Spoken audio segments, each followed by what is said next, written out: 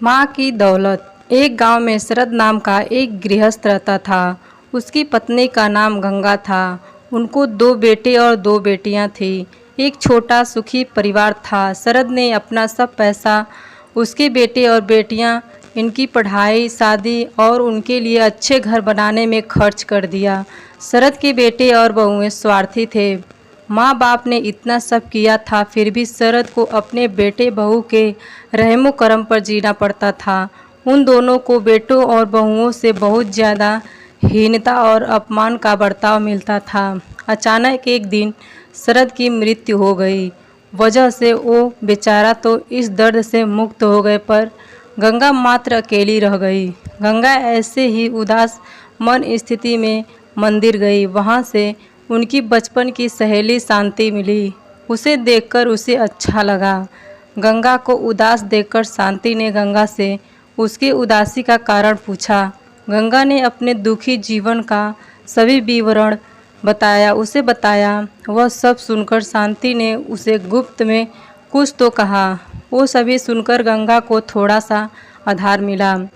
दूसरे दिन सुबह जिस प्रकार शांति के बताए अनुसार शांति एक बैग लेकर गंगा के पास गई, और वो जैसे पहली बार ही मिल रही हो ऐसा बर्ताव किया। शांति ने गंगा को गले लगा लिया।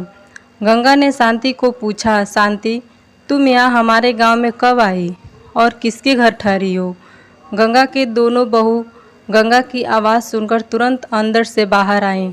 उन दोनों को देखकर शांति बोली, अरे मैं दूसरे घर पर कहाँ रहूँ? हम दोनों मौसेरे बहनें हैं, तो भी सगी बहनों से ज़्यादा हमारा रिश्ता अटूट है। मुझे जीजा जी गुजर गए मालूम पड़ा, इसलिए मैं तुम्हें मिलने के लिए और भेंट देने के लिए आई हूँ। पहले दिन तय किए अनुसार गंगा बोली, शांति, तुम मुझे मिलने के लिए आई यह सुनकर बहुत अच्छा लगा, पर तुम मुझे भेंट देने के लिए कुछ लाई हो, उसका अर्थ मुझे कुछ समझ नहीं आया।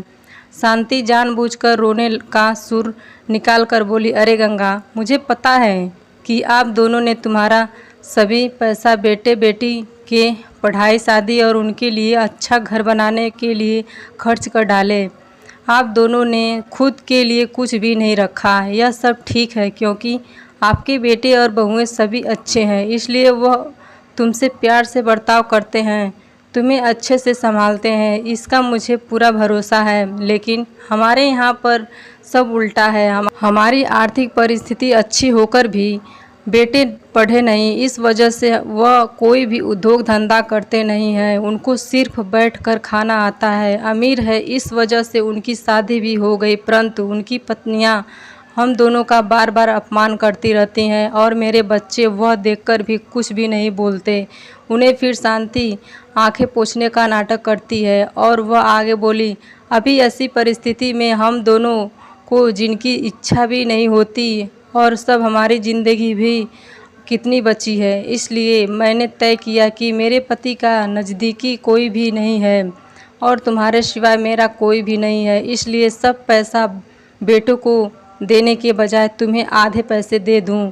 ऐसा विचार करके मैंने मेरे पति की रजामंदी से 25 तोला सोने के गहने और 50,000 इस बैग में लाई हूँ। इस बैग में 45,000 की नोटें हैं, और अभी तुम कुछ भी ना कहते हुए हमारा प्यार समझकर यह बैग और उसकी चाबी ले लो। मैं सिर्फ तुम्हारे पास चाय पीकर तुरंत चली जाऊंगी। शांति का यह बोलना सुनकर सास की बहन कोई सामान्य औरत नहीं है, बल्कि बहुत अमीर औरत है और धन की तिजोरी साथ लाई है। ऐसा विचार करके गंगा की बड़ी बहू प्यार का नाटक करके उनको बोली कि क्या मासी, आप इतनी जल्दी क्यों जा रही हो? अभी आए हो तो रहो हमारे घर 2-4 दिन। आपके बेटे और बहू भी नई पीढ़ी के हैं, इस वजह से आप उनके तरफ ध्यान मत दीजिए। आप दोनों पति पत्नी ने आपका जीवन यशस्वी किया है, वैसे ही हमें भी उस बारे में मार्गदर्शन दिया तो अच्छा होगा, और कैसे जीवन जीना है हमें भी समझ आ गई। तभी शांति उसे बोली, मेरे पति के दोस्त आज प्लेन से रात को 12 बजे हमारे घर आने वाले हैं, इस वजह से मुझे जाना होगा। हर एक मनुष्य के ज़िंदगी में ऐसा प्रसंग आता ही है कि जिसकी वजह से उसकी आंखें खुलती है और वह मनुष्य समझदार होगा तो उसे मार्ग दिखता है। ऐसा बोलकर शांति चाय पीकर वहाँ से चली गई। शांति के जाने के बाद गंगा के दोनों बेटे और बहुएं उससे बहुत अच्छा बर्ताव करने लगीं, बहुत प्यार और देखभाल करने लगे। गंगा खाना खाने के बाद रात को अपने रूम में जाकर दरवाजे की कुंडी लगा लेती। शांति ने दिए हुए पैसे पत्थर पर पीटकर बजाकर गिनती थी। नाड़ों का आवाज़ रात में के समय स्पष्ट उनके बेटे और बहू को सुनाई देता था और उनका गंगा पर और ज़्यादा प्यार बढ़ने लगता।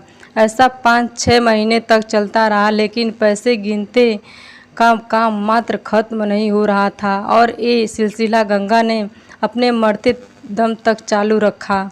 गंगा के आखिरी 6 साल खुशियों से बीते, परंतु एक दिन अचानक गंगा की मृत्यु हो गई। उसके जाने के बाद रिवाज और लोक लाज के लिए उसके बहुओं ने और बेटों ने आंसू बहाए। फिर उन्होंने शमशान से आने के बाद उन्होंने तुरंत माँ के रूम में जाकर उस बैग का ताला खोला और क्या उनको धक्का लगा, क्योंकि उसमें सिर्फ पुराने समाचार पत्र, 4-5 वजनदार पत्थर और सिर्फ 1 रुपया था। वो रुपया भी पत्थर पर पीटने पर पूरा का पूरा खराब हो गया था। दोस्तों, यह कहानी कैसे लगी हमें कमेंट करके ज़रूर बताइए। अगर कहानी अच्छी लगी हो तो वीडियो को लाइक करें, शेयर करें और चैनल को सब्सक्राइब